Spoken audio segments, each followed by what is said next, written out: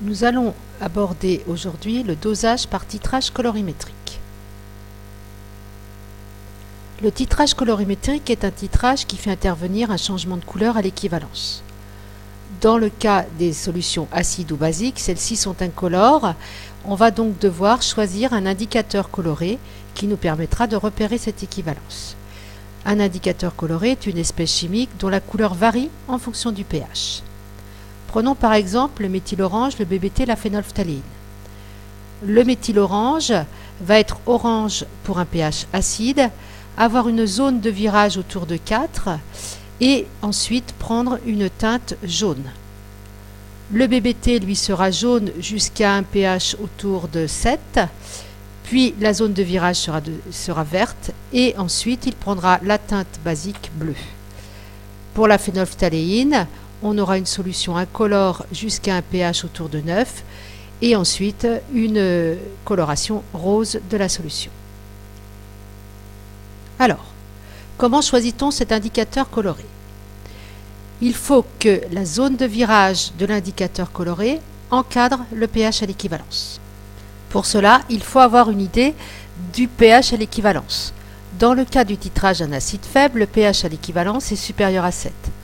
Dans le cas d'une base faible, le pH équivalent est inférieur à 7. Et dans le cas d'un titrage d'un acide fort ou d'une base forte, le pH équivalent est égal à 7. Le choix de l'indicateur coloré se fait donc en fonction du titrage à réaliser. Alors, au début du titrage, la solution titrée prend la couleur de l'indicateur coloré de la forme acide pour un dosage d'un acide ou de la forme basique pour le dosage d'une base.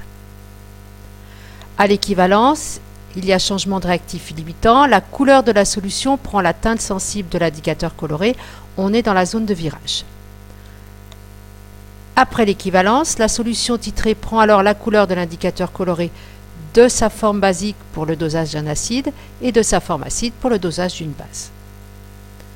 On arrête le versement de la solution titrante dès que la solution titrée a pris une couleur stable, c'est-à-dire à la goutte près. On relève alors le volume équivalent versé.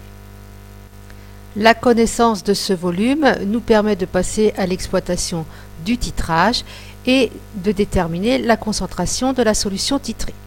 Une petite remarque cependant, dans le cas des titrages acide-base, les coefficients stoichiométriques sont généralement égaux à 1, donc la relation devient plus simple, la concentration de la solution titrée fois le volume de la solution titrée est égale à la concentration de la solution titrante fois le volume à l'équivalence.